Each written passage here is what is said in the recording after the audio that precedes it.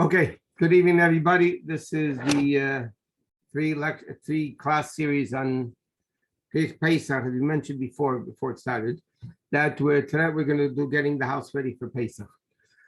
Before that, I need to give an introduction.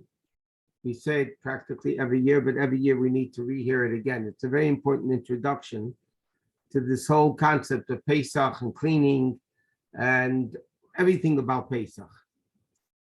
There's an expression from the Arizal, which is brought down, that whoever is extremely careful from Mashahu Chametz B'Pesach, that they're careful even about not even nothing of Chametz, is guaranteed that they don't sin. Because of that, many people are extremely fanatic when it comes to the laws of Pesach. They're careful in preparing the house. They're careful what they eat. They're careful how they eat, what they eat, what do they eat. They don't eat anywhere. They do eat. I mean, there's a million different things that people have when it comes to Pesach. But what needs to be really important and people to realize, and that is anger is definitely biblically forbidden. Getting angry is biblically forbidden. In fact, Chazal tell us it's like worshiping idols. So anger is actually pretty bad. It's like worshiping idols. So when you weigh the issues, it's very important that people, couples, husbands and wives, should be on the same page when it comes to all the aspects of Pesach. Okay, and if you're able to handle it and you want to be very frum, that's fine. If you're not able to handle it, and it's a question of being super fanatic, and because of that you're going to get angry, so then it's really ridiculous. It's mamish ridiculous to think that I'm going to be very fanatic, but at the expense of getting angry. And especially in today's world, parents, children, the atmosphere in the home has to be that Pesach is enjoyable. That Pesach is nice. Not, oh, I can't wait for this Pesach to be over. I can't stand it. I hate it. That's what, when you end up having to do a lot of cleaning and a lot of preparation and koshering and all that. So many people have that issue that they think it's a very difficult time, and it's a not enjoyable time. And because of that, many people go away for Pesach, which is nice, but it's not so nice. Besides the fact that it's extremely expensive, and you can give that money to tzedakah instead. Going away, I'm not talking about going to relatives. That's a whole different story. I'm talking about going to programs and all that. The bottom line of it is kids are growing up not knowing what a Pesach is. I mentioned many times there's a big day school here in the city in LA, and the Rebbe before Pesach, 7th grade boys it was. He told me the story himself. He was teaching the boys about cleaning the house and b'dikas chametz and getting everything ready. A kid raises his hand. These 7th graders. He said, Rebbe, none of us in this class stay home. It's totally irrelevant. We don't need to know this. That's very bad educational-wise. As we say in Ashrei Yeshvei V'Sacha. Fortunate is the one that stays at home. Okay, that's number one. Number two, the Rebbe once said to somebody, dirt is not chametz, and children don't have to be your paschal lamb. When you get angry, you have to, slaughter your kids and bring them up as a sacrifice. You don't have to sacrifice the kids. People need to know what they're able to handle, and that's what they should do. Because again, to have a negative approach to Pesach, a negative feeling to Pesach, and getting fights in the family because of it, it's not worth it. It's against halacha, it's against Torah, it's against, instead of being more fanatic about Pesach, you're doing more damage in your spirituality than you would if you would be fanatic when it comes to Pesach. Everybody needs to be on the same page. And sometimes a father might decide to be more strict, a mother might decide to be more strict. Let them be strict for themselves. Don't dump your strictnesses and observances, which is way beyond halacha, to your children or your spouses if they're not ready to handle it and they don't want to handle it. So you can ask a shaila what is important to deal with, what is not important to deal with. But you can't just dump things in Pesach. And again, dirt is not chametz. If you have rooms that, it'd be nice to do spring Pesach cleaning, but there's no chametz there, that should be the last thing on your agenda. There's things that are more important. We need to do an environment in the home of actually enjoying Pesach. I'll give you an example of how far things go. There was a couple in LA many years ago, and they were taught, which I don't understand why in the world people do that, but there is a wild chumrah in Halakhos Pesach, which applied more in the olden days than it does today. In many places, if cutlery falls on the floor during Pesach, they will pick it up and they would put it away and they won't use it for Pesach. There's no basis to that in an halacha. Mela, when the houses were dirt, okay, maybe there was a crumb of who knows what. Today's floors are super clean. Okay, according to halacha, something falls on the floor, you pick it up and you wash it out and you use it. That's the halacha. I can't say, again, when it comes to Pesach, people want to be fanatic. They're entitled to be as fanatic as they want, as long as they don't shove it down the throats of other people, and including spouses and kids, and they know what they're doing to weigh the issues properly. Anyway, so this couple was taught, they were barely frum. This couple was taught that in Pesach, if something falls on the floor, you have to pick it up and put it away until the end of Pesach. They had a house full of kids. So after a few days of Pesach, all the cutlery was on the floor. You hear one that, so the guy put away all the cutlery, can't use it on Pesach. And then he invites guests back to the house, and he doesn't let his wife use plastic cutlery. So she calls me up, she said, I don't know what to do.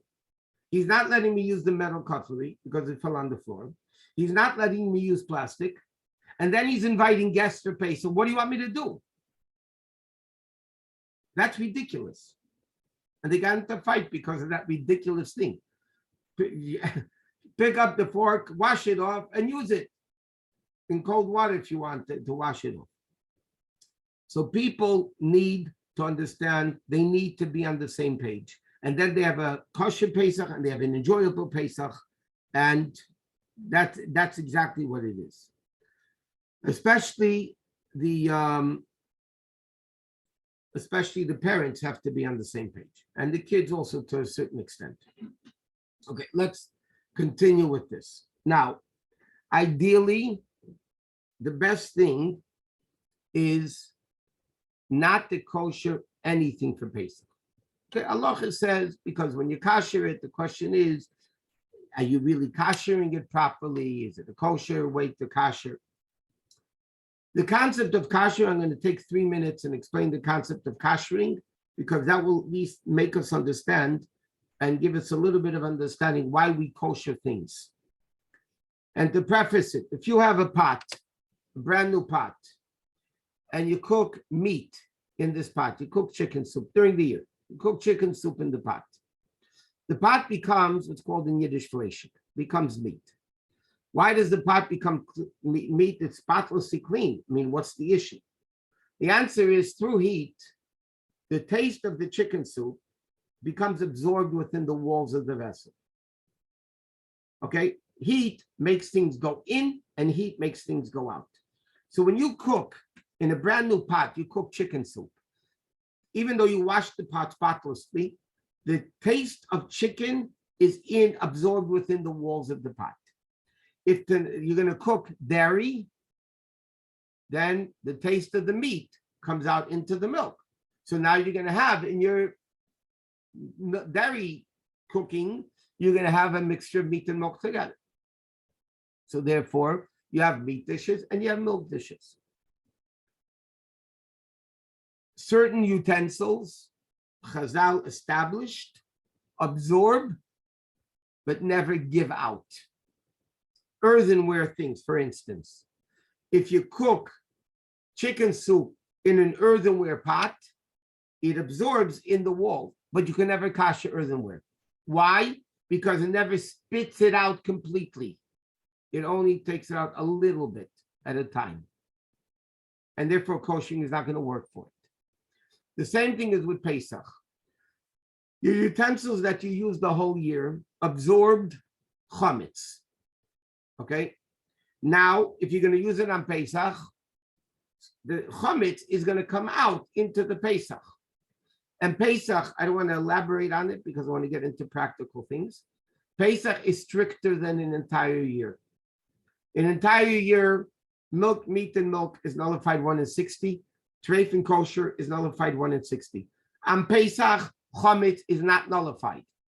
1 ounce of chametz falls into 100 gallons of chicken soup, Pesach dika chicken soup. On Pesach, the whole thing is thrown out and the pot is treif. So Pesach is strict. Number one, it's never nullified.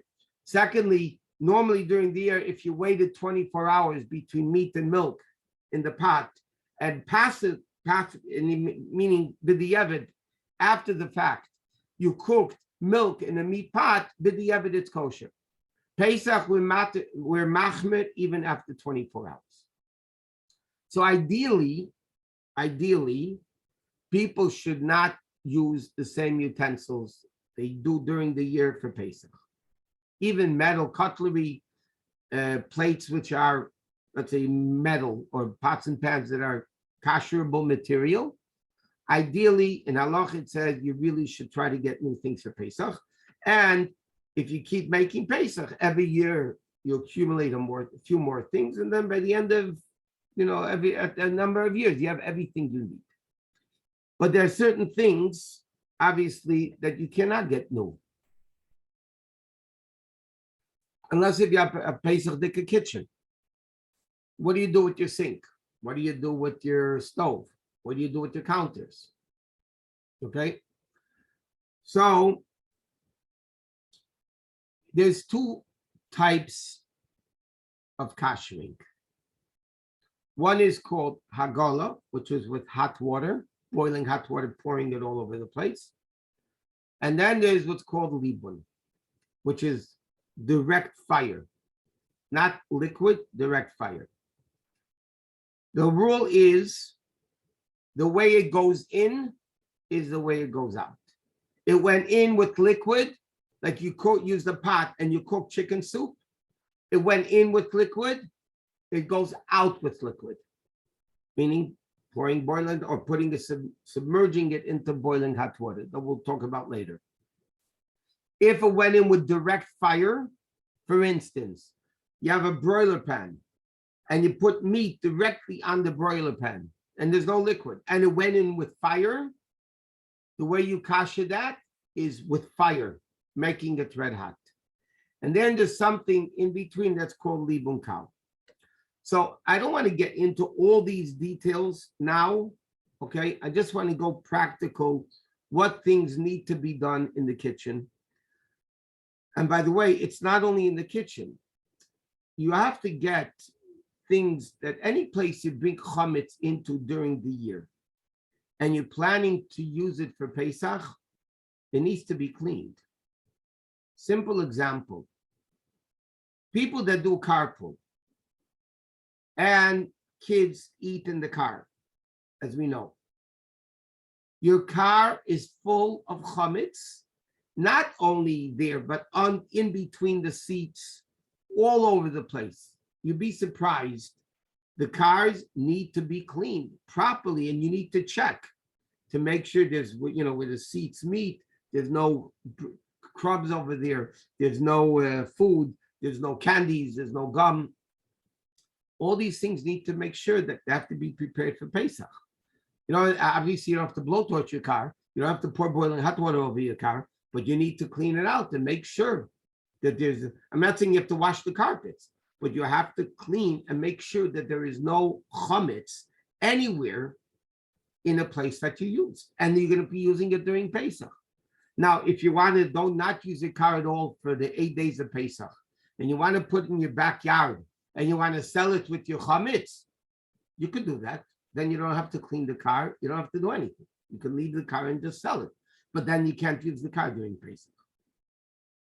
So let's go through a little bit of the kitchen to go through first the easier things and what you could do, and then we'll go to a little bit the more complicated things. Now, cabinets. Cabinets do not need to be kosher. Cabinets need to be cleaned. That's all. In a cabinet where you keep your dishes, there's no chametz in there. But it'll be a good idea just to clean it out and make sure there is nothing there. Even cabinets that you keep food in and you're planning to use it for Pesach, you're not going to close up the cabinet and sell it with the chametz. That cabinet needs to be cleaned, but you don't have to reline it. Halachically, you don't have to reline it. You don't have to do anything. What do you need to do? Take out the food that's chametzdik, that you're not going to be keeping in there during Pesach, and just wipe down the shelf and make sure there's no crumbs and there's no chametz. That's it. Not a lot of work, but you don't have to go crazy and do this. Basically, what you need to do is clean it out, and then you could use it for your Pesach things. Halachically, you don't need to line the cabinets. Tablecloths. Ideally, it's better to have new dish towels for Pesach and tablecloths for Pesach. But what happens if you don't have and you want to use your same tablecloths and dish towels that you use during the year? So according to halacha, if you wash your tablecloths in hot water, and then afterwards you check it to make sure there's no, crumbs or residue or stains that might be substantial of chametz, then you're allowed to use it. The same thing halachically with dish towels. The dish towels you use for chametz during the year, if you wash them properly in the washing machine and then you check them and make sure there's no crumbs or any chametz anywhere, so then it's fine. You don't have to do anything. Again, ideally, it's better to get new towels for Pesach because after all, they have been around chametz during the year. Halachically, you wash it, it's good enough. You don't have to do anything else. Okay, another important thing I mentioned this every year, if you have a vacuum cleaner and you clean the house during the year, vacuum the house during the year, and you're planning to use the vacuum cleaner during Pesach because Pesach the matzah makes a lot of crumbs, the vacuum cleaner is full of chametz. So if you have a vacuum cleaner bag, so basically after you do the last vacuuming before Pesach, the last chametz stick of vacuuming before Pesach, you empty out the bag, dispose of it. Then you need to make sure that the vacuum cleaner itself is clean, the inside. Or if you don't have a bag, you just have the vacuum cleaner itself and then the container and you dump, that has to be clean because there is a substantial amount of chametz in the vacuum cleaner that needs to be cleaned. If you don't want to use your vacuum cleaner during Pesach, you can just put it away and sell it with the chametz. But that has to be kosher. Okay, urns. People always ask this question. The urn that you use during the year for coffee has to be replaced. You cannot kosher an urn, and you have to get a new one for Pesach because hot chametz has touched this urn. You put in a cup, outside things squirt and spritz. So you cannot use the same urn that you use during the year. You cannot use it for Pesach. Again, I'm going to say things that there are people that are lenient, there are opinions that are lenient, but in our circles, we try not to be lenient in certain things I'm going to tell you now. We don't kosher microwaves for Pesach. We don't kosher dishwashers for Pesach. Okay? If you want, you can buy a new microwave, keep it from year to year for Pesach, and you have a microwave for Pesach. But the kosher, the microwave that you used an entire year for Pesach is halachically problematic. And it should, yes, you'll find in the books people that tell you what to do, but it's not really the best way of doing it, and you shouldn't do it. The same thing with dishwashers. you shouldn't kasha dishwashers for Pesach. So as we always say, your hands become the dishwasher for Pesach, or you buy a Pesach like a dishwasher. But again, you shouldn't kasha dishwashers for Pesach.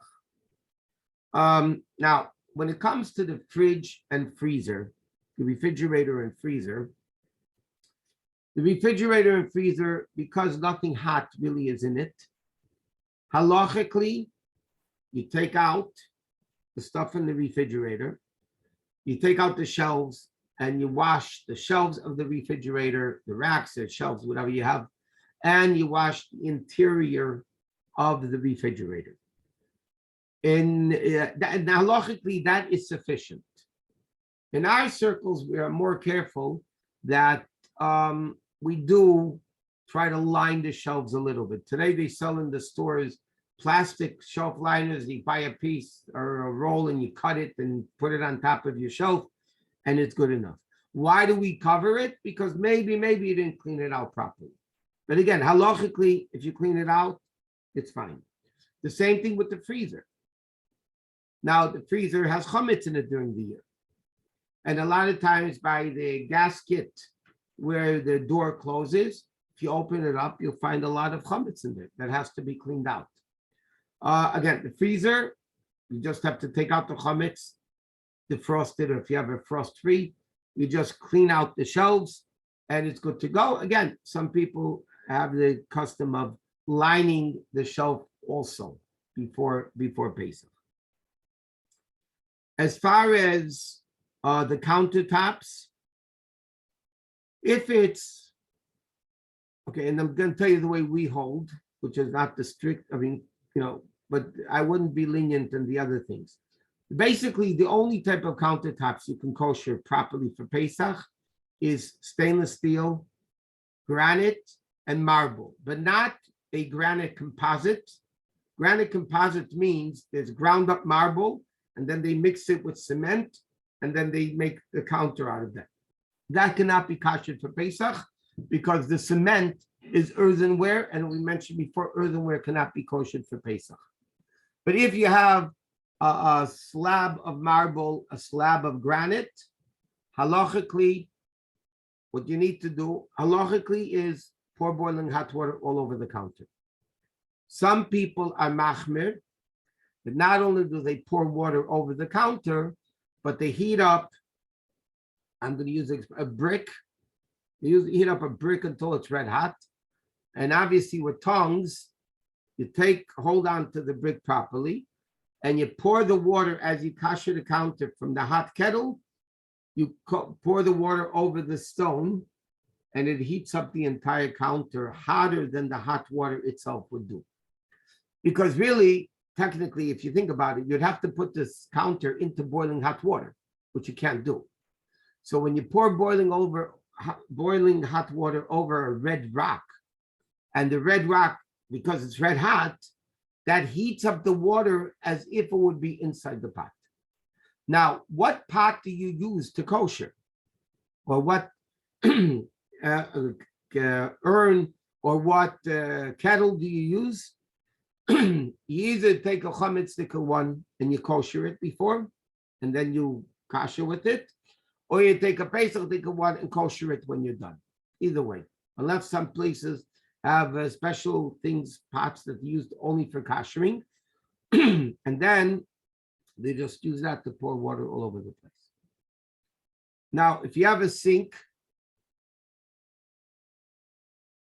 the only sink we hold can be koshered is a stainless sink. Some people say coring, or the different opinion, quartz.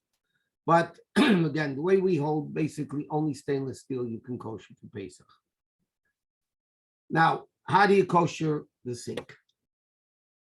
Anything that you're koshering with boiling hot water must be spotlessly clean and not used for 24 hours prior to the time you're koshering it. It's two prerequisites. It has to be spotlessly clean, and something that cannot be spotlessly clean cannot be koshered with hagola, which means hot water. You have to use a blowtorch on it.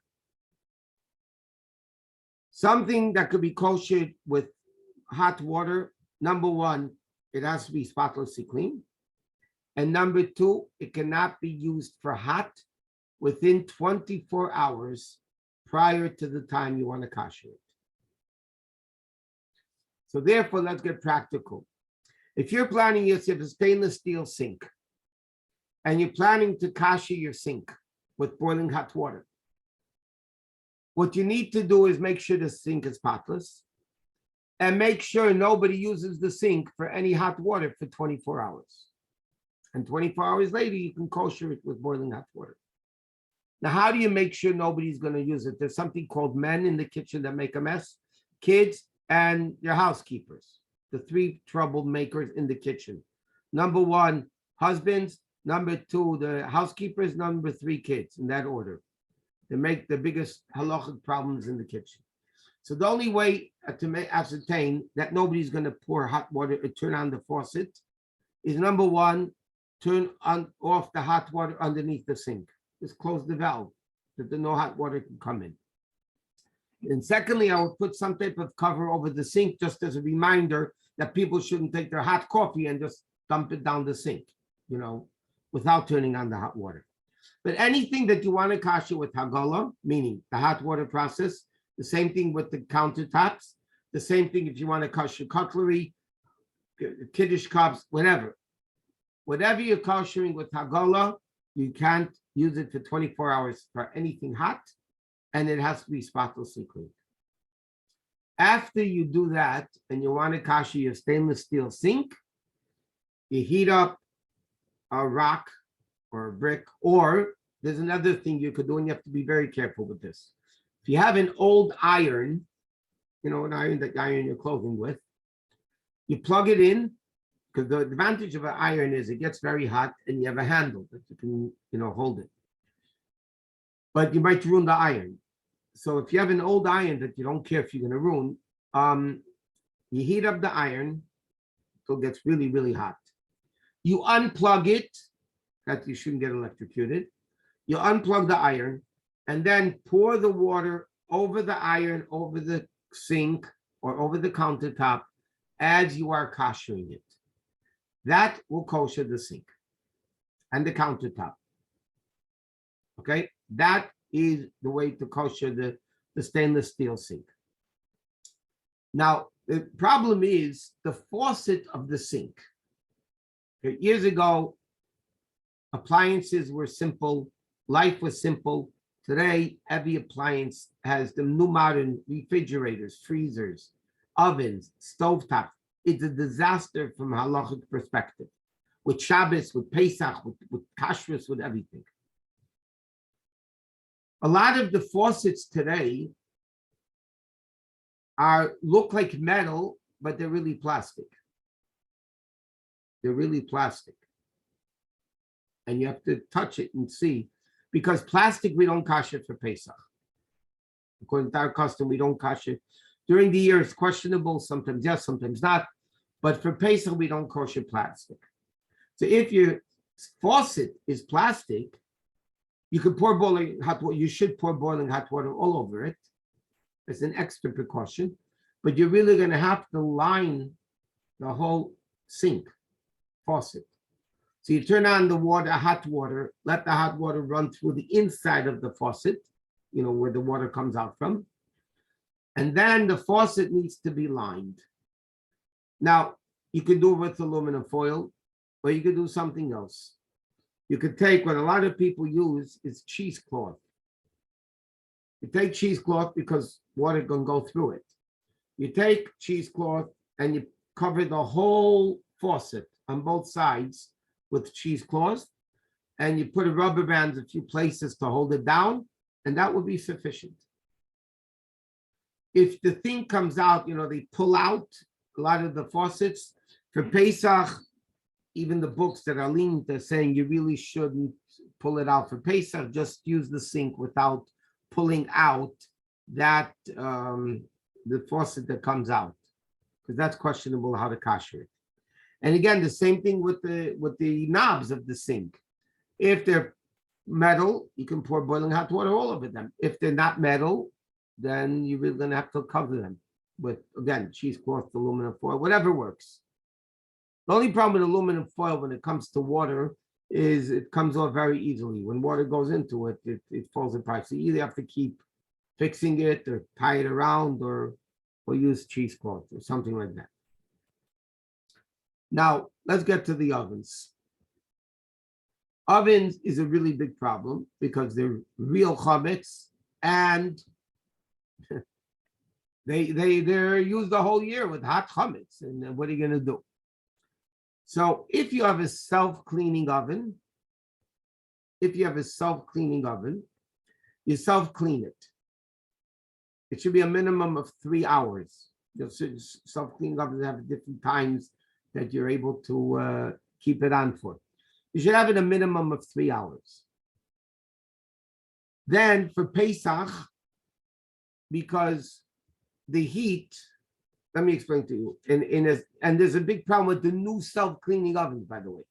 But the old self-cleaning ovens, that the temperature gets up to 900 degrees, that is like making the oven red hot. You leave the racks in. I know they tell you not to. You put leave the racks in. You turn it on for 3 hours. It kashers the whole inside red hot.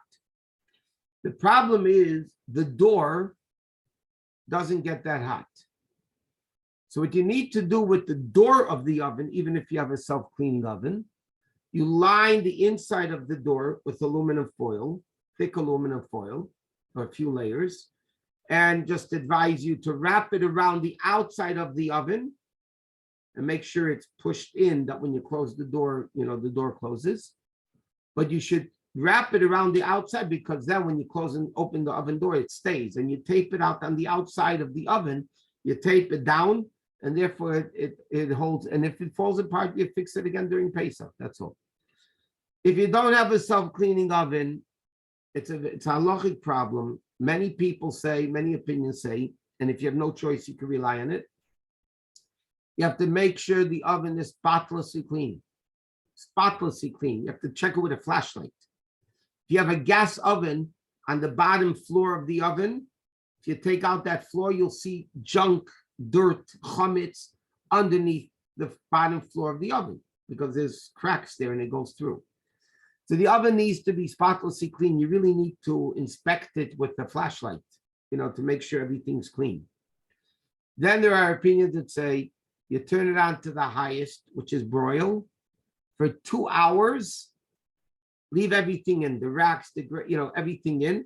You put it on for 2 hours, and according to many opinions, that's enough. But even they caution that you should try to line the racks, make holes in it for circulation. And then when you put in food into the oven, if it's not self-cleaned and you just kosher it with turning it on to the highest for 2 hours, they tell you, make sure the pans don't touch the walls of the oven because you really didn't kosher it properly.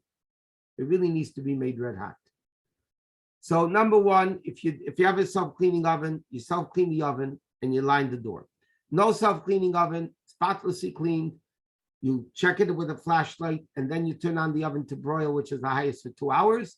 And then you line the racks of the oven with aluminum foil, making sure there's plenty of hole for the air to circulate. And you make sure that the pans that you put into the oven don't touch the walls of the oven. The problem is the new self-cleaning ovens, by the way, a lot of them have a new method of self-clean. And if you wanted, they're called Aqualift and Steam Clean.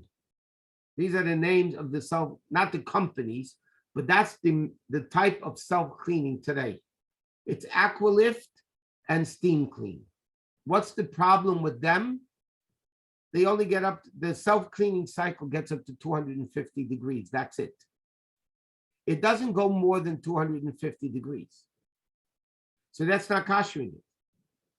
The way it works with chemicals that they have at a Kanzemaisa, a whole story, they have the chemicals with that amount of heat, it self-cleans the oven.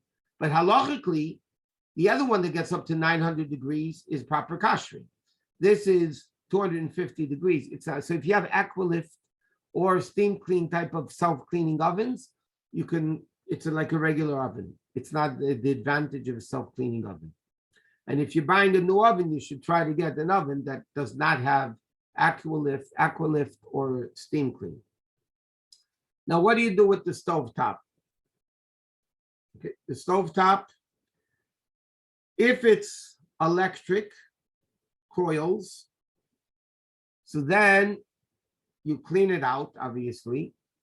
You turn it on to the highest and the coils get red hot. So you turn it on to the highest temperature. And then after it gets red hot, you leave it in for another 5 minutes or so after it's red hot, and that kashers it properly. If you have gas grates, so it's a gas, but the fire comes out in the middle. Again, halachically, it would be best to get new grates for Pesach. Get your oven model and buy new grates, and that's because according to the Alter Rebbe, not everybody agrees with, but the Alter Rebbe holds it has to be made red hot. So how are you going to make the grates red hot? You have a few options. Either putting it into the self-cleaning oven when you self-clean everything else. It might discolor a little bit, but it's not bad. Doesn't do anything terrible. You put it into the self-cleaning oven when you're kashing all the other grates and racks and everything in the self-cleaning oven. Or what you need to do is, because the problem is when you have gas, the fire comes out in the middle. Okay. So this all around where the metal is not really getting hit directly with the fire. So you can do one of two things. You either, when you want to kasher the grates, you take a quarter of the grate at a time, you put it directly over the fire. You know, you pick it up and put a quarter of the grate mamish on the fire, leave it there for 10, 15 minutes, and then rotate it to the other 3 quarters. And then by then it should be considered red hot. Or, and you can do all of them at the same time, by the way. Or what some people do will put a thick blech, a metal piece that you use on Shabbos, on top of the stovetop, and they'll do it when it's dark, or they'll darken the room. And if you because the blech, the metal conducts the heat all over the place. So then if you close the light, you can see after a long while that it gets taka red hot. You look at the grates, you see they're glowing. And once they're glowing, they're definitely good enough. Okay, that's as far as the stovetops and the ovens and the cabinets. And again, there are places in the city, by the way. You know, LA has a few places, one in Beverly Hills, not by us, but Jacob, the one in La Brea. They have koshering Sundays. They have, you know, professional koshering equipment. And if you want to kosher cutlery or things like that, the best thing to do is bring it to them. It has to be clean. They'll kosher it for you on the spot. And then it's really the best way of doing it because they have the proper equipment for it. Pots and pans, again, anything which is coated, by the way, any pot or pan that has a coating can never be koshered. Not during the year and not for definitely not for Pesach. So if you have frying pans, let's say, that are coated, you cannot kosher it for Pesach. If you have, even during the year, if a meat frying pan ended up with cheese in it, you can't kosher it because it's coated. Most of the things today are coated, but most of the pots and pans are not. If they're not coated, then you can kosher it in either immersing it into boiling hot water, which is the proper way of doing it, which means what happens, you want to kosher your own cutlery, let's say. You take a clean pot that wasn't used for 24 hours. It could be even a hummus stick pot. You take a pot that's clean and not used for 24 hours. You fill it up all the way to the top with water. You bring it to a bubbling boil that it mamish bubbles. And then the ideal thing is to throw in a hot stone into it, that the water goes over the sides. And then that pot is now kosher. And then you can use that pot to kosher your things for Pesach. So what do? You empty out the water, you rinse it out under cold water, you refill the pot as full as you need it, you bring it to a bubbling boil, and after you bring it to a bubbling boil, then you're able to kosher the things. Now, when you kosher things, generally speaking, you have to be very careful. Again, especially for Pesach, but year-round also, really. When you kosher utensils, the water has to be boiling, bubbling boil. Many times, when you throw in a few pieces of cutlery into boiling hot water, the water stops bubbling. That's no good. You have to wait until it rebubbles. And don't put in a lot of things at one time because everything needs its own space. Now, you can do it half at a time, koshering. It's better not to, but if you do, let's say you have a very big pot and it doesn't fit into any of your pots, but half of the pot you want to kosher will fit into the pot. So you do half, and then rinse that half in cold water after you kosher it, turn it around, and wash, kosher the other half. The same thing with kosher. You put in a few pieces at a time. Make sure they're not touching each other in the water. Leave it in for about 10 seconds. Take them out with tongs or something and rinse it under cold water. That is the way you can kosher things. So any metal could be kosher. You cannot kosher anything coated. You cannot kosher, like we said, Aqualift, steam clean, those are not microwaves that could be kosher. You have to do it as if it would be a regular oven. Let me see what else is there. Oh, blenders and KitchenAids and Cuisinarts. Again, if it's plastic pieces, you can't kosher it. Ideally, all these types of blenders, because you go into a lot of questions halachically, the blades when you blend an onion, there's a lot of issues. Ideally, people should have their own blenders for Pesach, their own Cuisinarts, KitchenAids, or any of the other machinery that they do, that they have them special for Pesach. And then you put it away from year to year. Like we said, you can get a microwave like that. You can, okay, now, what's the story with glass? There's a very big machlekes in halacha. There's a big argument in halacha. One opinion says glass absorbs, but you can never kosher it because it doesn't spit it out. It's like earthenware. Other opinions hold in halacha, glass doesn't even absorb. So according to that opinion, you can use the same glasses for meat and milk. You can use the same glasses year-round in Pesach because it never absorbs anything, even with meat. And many Sephardim hold like that, by the way.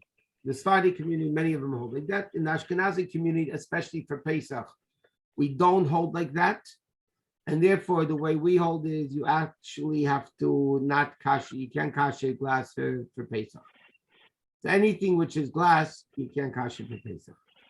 If you have a glass stovetop, you have a glass stovetop, you have to call it off. It's very, very complicated. And even when you do kosher it, it's the di'evid, it's passing, because like this, it's glass. You cannot pour boiling hot water all over it because it will crack. So the only thing you can do is turn on the fires. Make sure it's clean, turn on the fires. The problem is the fire that it glows red hot is smaller than the pot you put on top of it. The pot extends beyond the fire area. So that means that area of the stovetop is not kosher and the pot is touching it. So the only thing you could do is clean it out spotlessly, turn on all the burners to the highest for 20 minutes or so. And then anytime you want to put on a pot, you have to put aluminum foil around the fire area that the pot will never touch the surface of the stovetop. And it's not so, and even that is the di'evid good. What can I tell you? It's not the best thing to use. Okay. If anybody has any questions, though, you can ask questions. You can unmute yourself and ask a question. If not, we're going to move on to something else. Any questions? No. Okay. Really quick question. If you do have a glass stovetop and you have a separate top that you get just for Pesach and that you're going to switch out for Pesach, is that okay? That's fine. Then it's new for Pesach. Yes. But they're not eating. Questions. One second. Stainless steel. 1 second. People that own their own houses should invest in, let's say, separate grate for Pesach.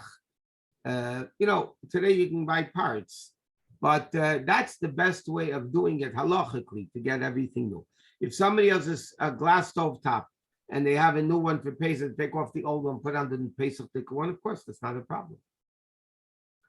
Yeah, any other questions? When you so you have a faucet that you can't really kosher, but you pour boiling water over it, and then at the same time you're supposed to run hot water from the inside, very hot water from the inside. Yeah. Could you tell me? Then again, 1 second. Then you can't use the sink for anything hot for 24 hours. Right. Like I said, you have to close the hot water under the sink. I don't understand the concept. I've been told when you're koshering your sink, and a sink is not really kosherable, but you're pouring boiling hot water over it. At the same time, you're supposed to also pour cold water, or after pour cold water? Well, afterwards you pour cold water, not during. What does that do? I don't understand. Okay, the reason why you pour in the cold water because you don't want everything to become reabsorbed that went out with the hot. But halachically, it doesn't have to be done. But the Alter Rebbe uses the expression "minig Yisrael Teirahi" is Jewish custom, which is Teira, and that is the way the minig is. So I can't go I can't go into any reasons for all these dinim because we'll end up in one bit. I just want to understand. But after you do the whole thing in hot water, then you put the cold water. Then you pour cold water over it. Oh, thank you. Or put the things into cold water. Okay. I want to mention what? If you have a blender and you replace the canister, the plastic canister, so the blade, everything is new, can you still use the blender base? If the top of the blender is new with new blades, yes. If you clean off the bottom part, the machinery of the blender, because the blender, nothing can get in there. It's just that metal thing that you put the. So then, yeah, you'd be allowed to use that. You have to clean it off well, obviously.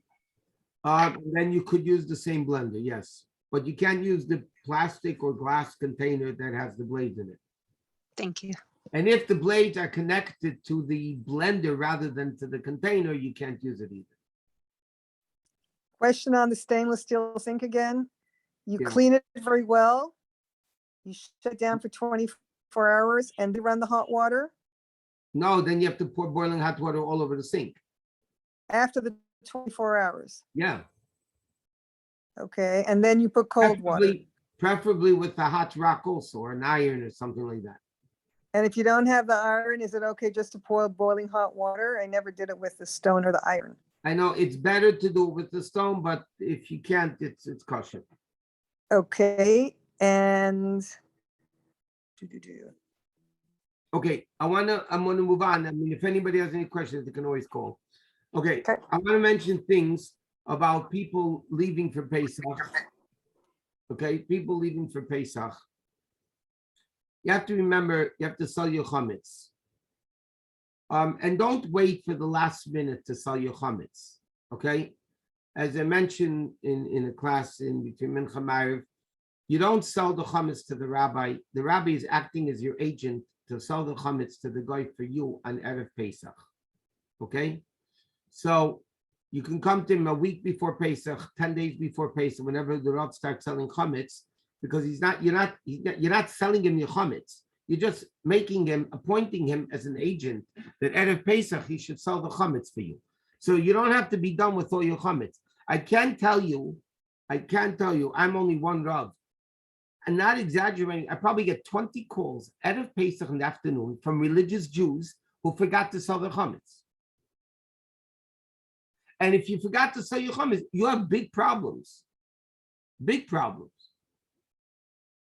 So people should not rely on the last minute to go to the Rav. Now you could do it. You could sell your chametz online, Obviously, halachically, it's better to do it in person. But if not, you're allowed to do it online. You can do it over the telephone. Again, the best way of doing it is in person. But if not, the wife could do it, the husband could do it. You can make a kid over bar mitzvah, shliach to sell the chametz. But don't wait for the last minute because it's going to cause problems. Now, that's issue number one. Issue number two is that people that are traveling for Pesach to a different time zone. Okay, so let's say for argument's sake, you're going from California, you're going out east, New York, Florida, or anywhere in between. They're 3 hours ahead of us. Now again, the Rav is only your agent to sell your chametz. The Rav sells your chametz. I'll give you an example using LA time. The last time you're allowed to benefit from chametz, sell chametz, burn chametz, nullify chametz is 11:48. Erev Pesach Friday morning, okay, 11:48 in LA. The Rav sells the chametz 11:15, sometimes 11:30, okay, because people are still coming to sell chametz. The problem is in New York, if the Rav sells the chametz 11 o'clock in LA, in New York it's already 2 o'clock. It's after the time that you're allowed to sell chametz. So the Rav can't sell the chametz for you because you're not allowed to sell the chametz. If you can't sell it, he can't sell it for you. So therefore, if you're going to, let's say, out east from LA, you have to make sure to sell the chametz out east. Now, again, you could do it online. Chabad.org has the Mechidas chametz, and they have you put in what time zone you're in, when you're going to, which time zone you're going to, and they will sell it accordingly. I mean, I'm involved a little bit in that with the selling chametz to the West Coast people that go through Chabad.org, and they know, they'll ask you on the form, are you going to be in the West Coast, East Coast, Israel, whatever it is. Now, the bigger problem, again, so even that, then you have to sell your chametz in New York or Florida. You can't sell it here in LA. The bigger problem is if you're going to Eretz Yisrael for Pesach. They're 10 hours ahead, which is really a big problem. So again, either sell chametz in Israel, make sure you get there early enough, or make sure you dedicate and delegate a shliach, a messenger there, an agent to sell your chametz for you. Or many Rabbanim, and I said I did it the last few years also, we make an additional sale a day before Pesach for those people going overseas. But if you're going to sell your chametz to the Rav, you need to tell the Rav, if you're going to be in a different time zone, you need to tell the Rav when you sell the chametz that you're going to be in a different time zone, because he has to know how to sell the chametz accordingly. If you're going to Israel, he has to sell the chametz Thursday. You can't sell it Friday, sell it Friday. And if you're going out east, anyway, it has to be sold out east. So all these things need to be kept in mind of if you're leaving for Pesach, how to sell the chametz and make sure that the chametz is sold properly. The chametz that you're planning to sell, you have to put away in a cabinet and make sure there's like a wall of 36 inches covering the chametz. It says the expression you have to make a wall 10 tefachim, and that area is sold to the goy. Okay, so you don't go into there for Pesach. If somebody they forgot medicine in there, there are ways that you can go in and out, but you have to call it off. But you don't, once you close off the place and that's what you're selling to the guy, then that's fine. Now, a person who's leaving to a different location and they're going a few days before Pesach, let's say, they're going out east, they're going to Israel, wherever. They're going to or out in the West Coast, but you're going to a different place. So the din is, if you leave within 30 days of Pesach, you must do a bedikas chametz. You have an obligation to do a bedikas chametz. Now, again, this year, because Pesach is Shabbos and Sunday, So B'dikas Chametz is Thursday night. Thursday night is the only time you can make a bracha on B'dikas Chametz. You want to do B'dikas Chametz, you can do B'dikas Chametz Thursday night with a bracha. You want to do it earlier, you're allowed to do it earlier, but you can't make a bracha. But if you're going to a place that's not yours, you have an obligation to make a B'dika in one room, which is the cleanest room, take, and do a B'dikas Chametz. Don't put out the 10 pieces of bread. If you're not going to be home, do not put out the 10 pieces of bread, and I'll tell you why. I had cases already, many times. People were traveling, and they wanted to do B'dikas Chametz the night before they left. And they put out the 10 pieces of bread, and they put it into the suitcase, and they were going to burn it out of Pesach, wherever they were going to be. And they forgot about it. And out of Pesach in the afternoon or on Pesach, they opened up the suitcase and they found 10 pieces of bread. It's a problem. It's your chametz. So you have to do B'dikas Chametz the night before you leave in one room, because you have an obligation to B'dikas. The rest of the house you're selling. So if nobody's going to be in the house, you just sell the house, but you have an obligation to do B'dika. If you're going to be in a hotel Thursday morning, that by Thursday night, you're renting a room and the room is yours, then you could do B'dikas Chametz in the hotel Thursday night, and you don't have to do anything in your house. I just want to finish with one very important thing. Rabbi Shusterman, what if somebody's staying at my house? So somebody has to do B'dika, either you or them. Either you do B'dika in the whole house that they're using before you leave, or you can make them do it. But there's another issue that I told to people, and people are shocked, but this is very simple and very halachic, simple, practical. If you're planning to make your kitchen, let's say you do B'dikas Chametz this year, Thursday night, okay? You do B'dikas Chametz in your house Thursday night. But you're planning to make your kitchen Pesach the Sunday before, okay? Because you're planning to cook.